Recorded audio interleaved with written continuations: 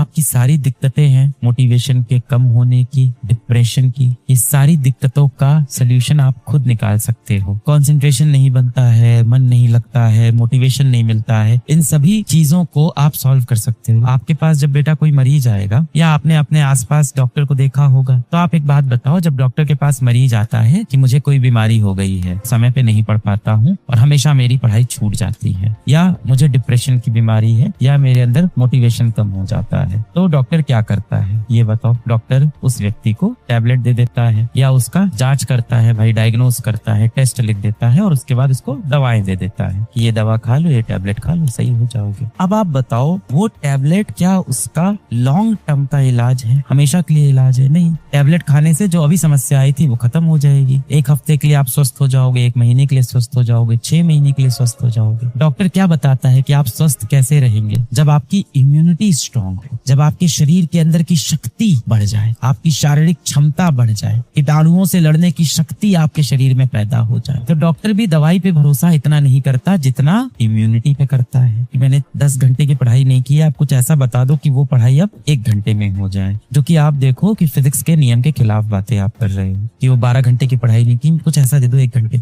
हो सकता हो आज मैं ये चीज कर भी दूं, और भविष्य में आपको और बड़ी बीमारी लगेगी, आपको किसी चीज की लत लग जाएगी, आप परेशान हो जाओगे, जीवन में गुमराह हो जाओगे। जिस तरह से डॉक्टर के पास जब 4th स्टेज कैंसर का मरीज आता है तो डॉक्टर भी परेशान हो जाता है। तो वो स्टेज अपनी मत आने दो। डॉक्टर क्या बोलता है? अपनी इम्यूनिटी को बढ़ाओ, अपने शरीर की शक्ति को बढ़ाओ। आपको अपने शरीर की शक्ति बढ़ानी है, अपनी क्षमता बढ़ानी है, अपनी जड़ें सही करनी है। ये जितनी भी दिक्कतें आपके आसपास, आपके अगल बगल हैं, इनको यदि आप 1-2 दिन के लिए हल कर दोगे तो ये 2 दिन बाद वापस आपके जीवन में आ जाएंगी। आपको इन दिक्कतों को जड़ से सुलझाना होगा। पेपर आएगा तो क्या बोलोगे? मैं पढ़ नहीं पाया इस साल, और आप सिलेबस नहीं कंप्लीट कर पाओगे, रिवीजन नहीं कर पाओगे, तो आप रीजन क्या बताओगे कि मेरा बैकलॉग हो गया? तो उसको बैकलॉग नहीं कहते बेटा, उसको बोलते हैं कि मैं पढ़ नहीं पाया पूरा, मैंने शायद उतना समय नहीं दिया जितना रिक्वायर्ड था तैयारी के लिए, जो हो सकता हो कुछ और बच्चों ने दिया हो और वो सिलेक्ट हो गए हो। आपको पता है ना कि आपने बहुत सी गलतियां की है, बहुत सी गलतियां आपने की होगी। उन गलतियों के बोझ से खुद को मुक्त करो। जब तक आप अपने कल को नहीं भूलोगे, आपका कल आपको नहीं भूलेगा। जब तक आप अपने अतीत से पीछा नहीं छुड़ाओगे, आपके अतीत के दर्द आपका पीछा नहीं छोड़ेंगे बेटा। ये सारा जो बोझ है ना, ये सारा जो दर्द है, जो बोझ है, ये एकदम सीने पे लगने लगा होगा जब माता पिता सुबह शाम देखते होंगे इस साल क्या कर रहा है बेटा। अड़ोस पड़ोस वाले पूछते होंगे आपके माता पिता से कि इस साल आपकी बेटी, इस साल आपका बेटा क्या कर रहा है? तैयारी कर रहा है। पड़ोसी क्या बोलता होगा? पिछले साल क्या कर रहा था? तैयारी। और उसके पिछले साल तैयारी, और उसके पिछले साल तैयारी। और फिर वो पड़ोसी ऐसे स्माइल देके चला जाता होगा। वो पड़ोसी असल में आपके माँ बाप और आपके हालात पे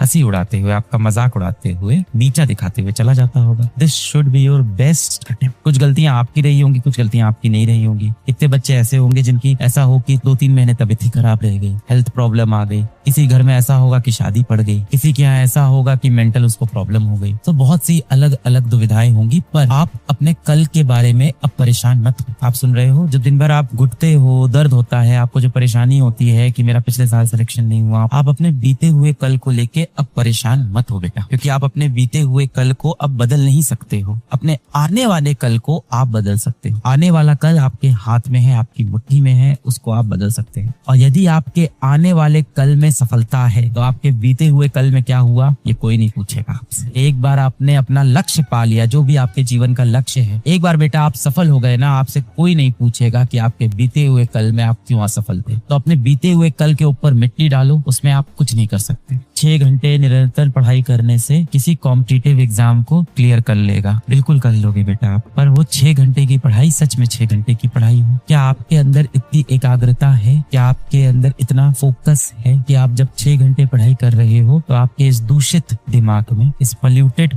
माइंड में कुछ भी और ना चले? आपके मन में एक तीव्र इच्छा ना आए कि आप मोबाइल फोन उठा के कुछ वीडियोस देख लो? आपके मन में बार बार इच्छा ना आए कि आप किसी तरह से व्हाट्सएप का इस्तेमाल कर लो? अगर अपनी इंद्रियों पे आप काबू कर लो तो 6 घंटे की पढ़ाई अपने आप में बहुत है।